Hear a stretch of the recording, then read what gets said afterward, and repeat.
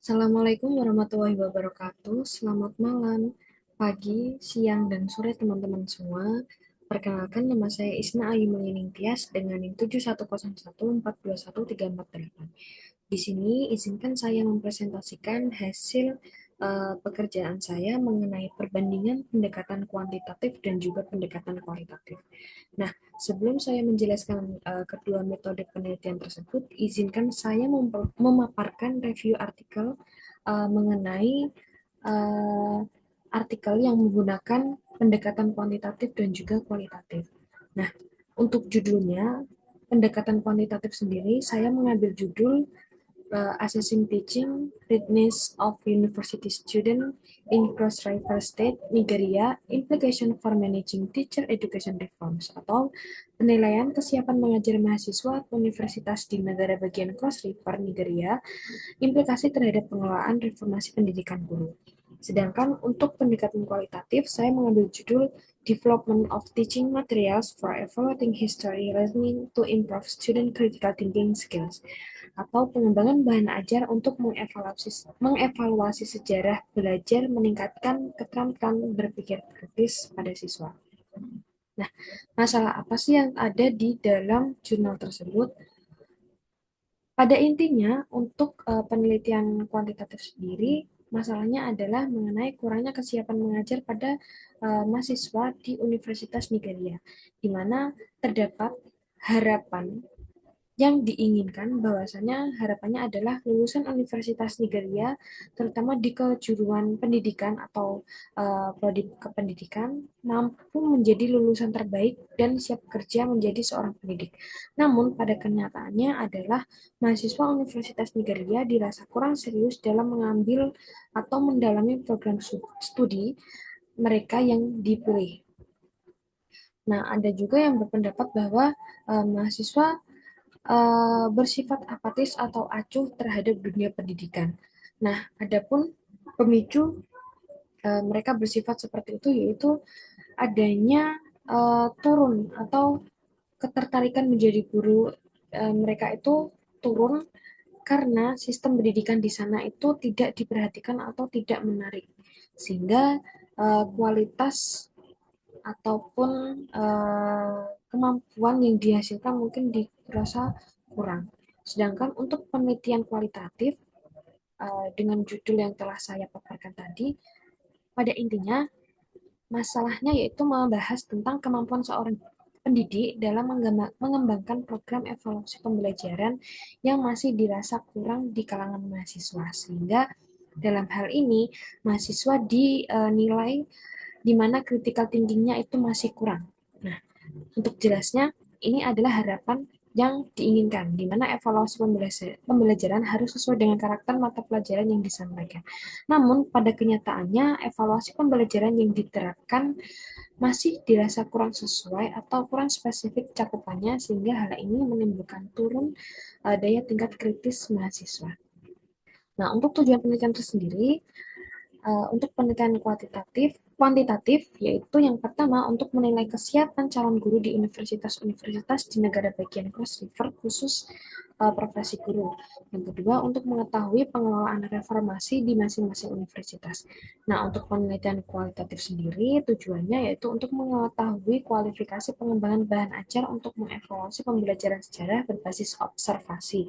Dan yang kedua untuk mengetahui tingkat keterampilan berpikir kritis mahasiswa. Nah, untuk metode pengumpulan yang digunakan, untuk metode penelitian kuantitatif dan juga kualitatif ini berbeda. Nah, untuk kuantitatif, pada judul yang telah saya paparkan, mereka menggunakan kuesioner untuk mengambil data atau mengumpulkan data, di mana teknik pengumpulan data ini menggunakan kuesioner kesiapan mengajar mahasiswa atau STRD. Nah, untuk penelitian kualitatifnya sendiri itu menggunakan metode penelitian Research and Development atau R&D. Nah, adapun tahap R&D yang dijelaskan, yang pertama yaitu mengenali analisis kebutuhan bahan ajar untuk mengevaluasi pembelajaran sejarah dan tingkat kemampuan berpikir kritis siswa. Maaf, mahasiswa. Nah, yang kedua yaitu mengumpulkan data untuk penyusunan produk. Yang ketiga, pengembangan produk bahan ajar sejarah. Dan yang keempat, yaitu mengenai uji coba bahan ajar oleh para ahli. Dan tahap yang terakhir, yaitu pengujian efektivitas bahan ajar untuk pengukur kemampuan berpikir kritis. Nah, adapun data-data yang telah dikumpulkan tadi diolah dengan menggunakan aplikasi SPSS versi 16. Nah, sampel yang digunakan yaitu mahasiswa pendidikan sejarah Universitas PGRI Yogyakarta. Adapun juga teknik analisis data yang digunakan, di mana pada penelitian kuantitatif, teknik analisis data yang digunakan yaitu menggunakan analisis deskriptif, kuantitatif, dan kuesioner atau angket. Yang mana teknik ini diuji dengan beberapa tahap. Untuk tahap pertama, atau untuk menguji populasinya, mereka menggunakan uji T populasi atau biasa disebut dengan uji satu sampel atau min tunggal. Dan dilanjut dengan uji T independen dan uji validitas diuji oleh para ahli dalam pengukuran evaluasi, dan yang terakhir itu uji koefisien reliabilitas. Sedangkan untuk kualitatifnya mereka menggunakan deskriptif kualitatif untuk menjelaskan data observasi dan wawancara. Dan ada teknik analisis statistik deskriptif kuantitatif untuk mengukur validitas ahli dan efektivitas bahan ajar. Nah, untuk penelitian ini mereka itu mengkolaborasikan antara pengambilan data atau teknik analisis data di kuantitatif dan juga kualitatif ya. Nah, ini juga ada alur analisisnya. Yang pertama yaitu mengenai uji validitas dengan metode expert judgment. Lalu dilanjut dengan uji prasyarat berupa uji normalitas atau uji Shapiro-Wilk pada SPSS 16 dan uji homogen atau bisa disebut dengan uji F. Dan yang terakhir setelah dianalisis hasilnya akan dibandingkan dengan uji T-test independen. Nah, untuk cara penulisan hasil dan pembahasannya, untuk penelitian kuantitatif, penulisan hasil dan pembahasan dibahas secara lengkap. Adapun alur hipotesis yang dibahas, terdapat tiga hipotesis yang dijelaskan. Yang pertama itu hipotesis pertama mengenai kesiapan mengajar mahasiswa pendidikan universitas tidak rendah secara signifikan dalam hal kepemilikan, keterampilan komunikasi, keterampilan interpersonal, keterampilan teknologi informasi, dan juga keterampilan berwirausaha. Untuk hasil hipotesis yang kedua yaitu mengenai kesiapan mengajar mahasiswa pendidikan universitas tidak dipengaruhi secara signifikan oleh jenis kelamin. Dan hipotesis yang ketiga menunjukkan bahwa kesiapan mengajar mahasiswa pendidikan universitas tidak berbeda dengan berdasarkan afiliasi. Ada juga cara penulisan hasil dan pembahasan pada penelitian kualitatif. Nah, untuk penelitian kualitatif sendiri, penulisan hasil dan pembahasannya dijelaskan secara runtut dan lengkap, di mana hasil analisis data ini dijelaskan secara lengkap, rinci, dan memberikan keterangan untuk memberikan pemahaman bagi si pembaca maupun si peneliti lanjutan lainnya. Selain itu, mereka juga didukung dengan adanya gambaran alur tahap menganalisis data. Nah, ini merupakan hasil pembahasannya yang mana uji ahli menunjukkan standar isi skor 90%, standar bahasa menunjukkan 91,67. Nah, ini merupakan data yang dihasilkan atau setelah diolah dengan aplikasi SPSS. Untuk lebih lanjutnya bisa dibaca di artikel yang telah saya lampirkan. Nah, untuk kelebihan dari masing-masing artikel sebenarnya sudah baik semua. Nah, hal ini bisa dilihat dari pertama, abstrak untuk penelitian kuantitatif, di mana abstrak pada penelitian kuantitatif disajikan secara lengkap, seperti adanya grand teori yang dipakai, yaitu ex post facto, ada tujuan penelitian, hipotesis penelitian, teknik pengambilan data, populasi, dan juga sampel. Nah, untuk variabel penelitian juga ada, lalu dilengkapi dengan kata kunci. Lalu untuk pendahuluannya juga dijelaskan secara lengkap yang didukung dengan artikel-artikel yang relevan dengan pembahasan. Nah, untuk metode penelitiannya, mereka menggunakan metode pendekatan kuantitatif dengan teknik pengumpulan data angket atau kuesioner. Total populasi yang digunakan ada 1.684 responden dan 200 responden dijadikan sampel penelitian, di mana dalam pengambilan sampel ini mereka menggunakan teknik random sampling. Dan kesimpulan disajikan secara jelas dan runtut. Ada juga implikasi yang ditampilkan atau ditulis oleh si penulis agar bisa dijadikan evaluasi ataupun referensi bagi peneliti selanjutnya. Sedangkan untuk penelitian kualitatif sendiri, abstraknya sudah disajikan secara jelas. Ada pembahasan yang dibahas seperti metode penelitian, tujuan penelitian, hasil pembahasan, teknik pengumpulan data, sampel penelitian, dan juga keyword atau kata kunci. Untuk bagian pendahuluannya juga dijelaskan secara lengkap adanya di mana dalam pembahasan ini mereka menggunakan pembahasan deduktif atau pembahasan dari umum ke khusus. Nah, untuk penelitiannya juga dikuatkan dengan artikel-artikel yang relevan dengan pembahasannya.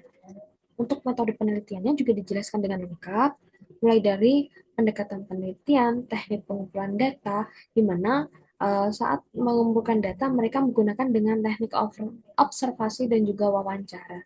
Nah, observasi dan wawancara ini dilakukan dengan guru sejarah pada SMA Negeri 5 Yogyakarta dan juga SMK Negeri 1 Yogyakarta.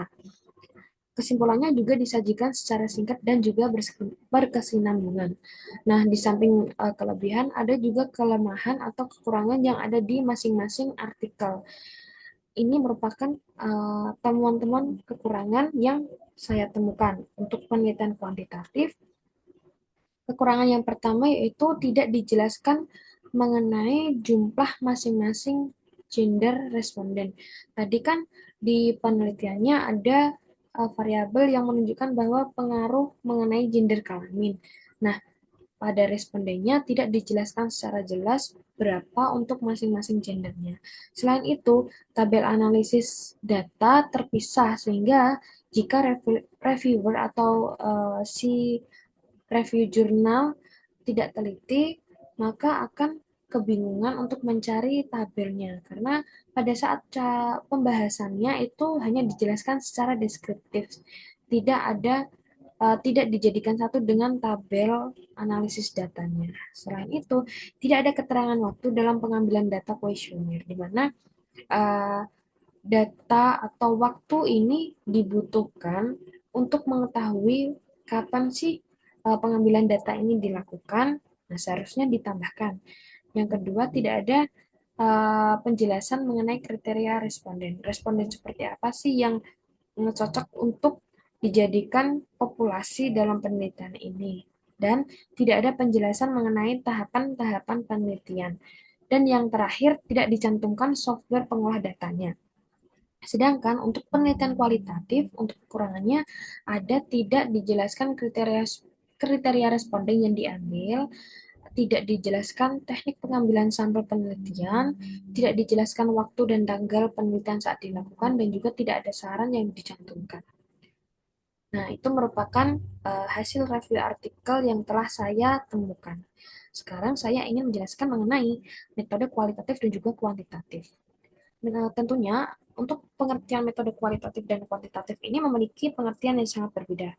Menurut Broad and Carl berpendapat dalam bukunya bahwa many labels have been used to distinguish between traditional research methods and these new methods, positivistic versus post-positivistic research, scientific versus artistic research, confirmatory versus discovery-oriented research, quantitative versus interpretive research, quantitative versus qualitative research. The quantitative-qualitative distinction seems most widely used, but quantitative research and qualitative researcher go about inquiry in different ways.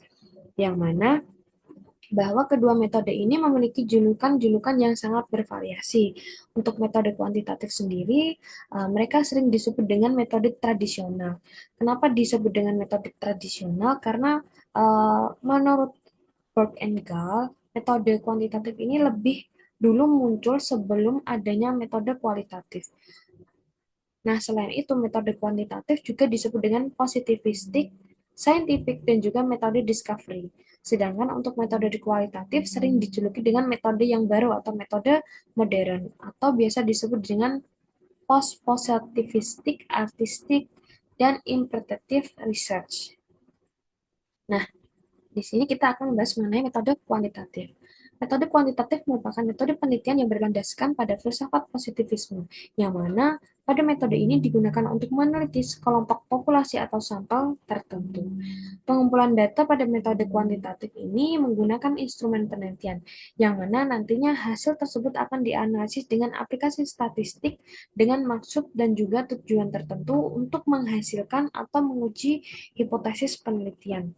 Nah, dalam penggunaan metode kuantitatif ada beberapa hal yang perlu diperhatikan. Yang pertama, apabila masalah yang menjadi titik tolak penelitian sudah terlihat jelas. Dalam menyusun sebuah proposal dengan menggunakan metode kuantitatif, masalah harus dijelaskan dengan rinci dan disertai dengan adanya data pendukung. Misalnya, dalam sebuah proposal membahas tentang tingkat kemiskinan, maka data yang diambil juga harus berpusat, misalkan kita bisa ambil data di BPS atau Badan Pusat Statistik mengenai tingkat kemiskinan yang ada di Indonesia. Metode kuantitatif juga bisa dipakai apabila si peneliti ingin mendapatkan informasi yang luas dari satu populasi. Pada metode penelitian kuantitatif ini biasanya digunakan untuk mencari informasi yang luas namun tidak mendalam. Apabila populasi dirasa cukup luas, maka peneliti bisa mengambil sampel yang diambil dari populasi tersebut. Selain itu, metode ini juga bisa dipakai pada saat kondisi si peneliti ingin mengetahui pengaruh atau perlakuan tertentu terhadap hal lain. Contohnya, peneliti ingin mendapatkan data yang akurat dari fenomena yang empiris atau yang ada. Dan yang terakhir, dari uh, dari semua ini dapat disimpulkan bahwasanya dari hasil review artikel yang saya dapatkan bisa disimpulkan bahwa alasan si peneliti menggunakan metode kuantitatif ini merupakan bisa saja yang pertama mengenai permasalahan yang jelas, di mana si peneliti ini sudah tahu bahwasanya masalah dalam pembahasan penelitian yang ia angkat yaitu mengenai kurangnya kesiapan mahasiswa pada Universitas Nigeria dalam menjadi guru. Sehingga si peneliti ini ingin melakukan penelitian mendalam dengan menggunakan pendekatan metode kuantitatif. Selain itu, ada alasan juga mengapa si peneliti menggunakan metode ini, yaitu karena si peneliti ingin mengetahui seberapa pengaruh bila diterapkan pengelolaan reformasi terhadap kesiapan mengajar. Nah, untuk metode kualitatif sendiri adalah metode naturalistik atau biasa disebut dengan metode yang modern. Kenapa disebut dengan metode modern? Karena metode ini muncul setelah adanya metode kuantitatif. Nah, hal ini saya dapatkan dari membaca buku dari Prof. Sugiono, metode penelitian kuantitatif dan juga kualitatif tentang R&D.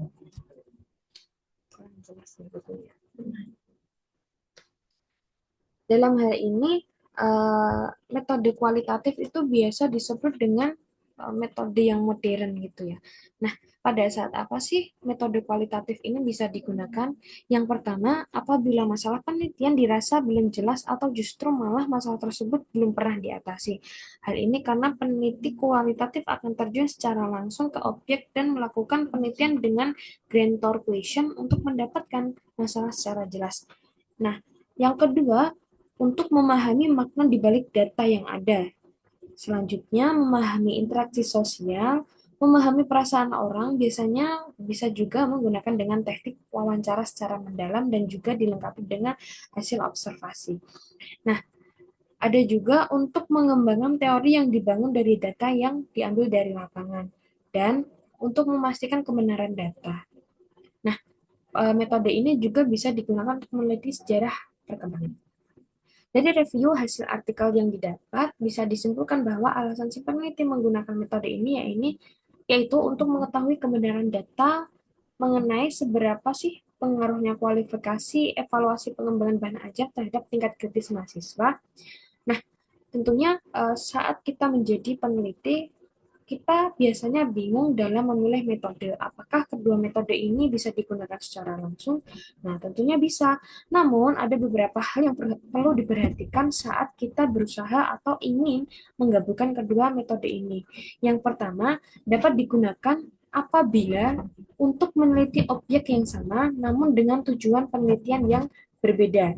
Misalkan, pada suatu penelitian metode kualitatif, misalkan pada suatu penelitian metode kualitatif hanya digunakan untuk menemukan hipotesis penelitian saja. Sedangkan untuk mengujinya, mereka menggunakan metode kuantitatif. Yang kedua, bisa digunakan secara bergantian. Metode penelitian tidak dapat digabungkan karena mereka memiliki paradigma atau cara kerja yang berbeda.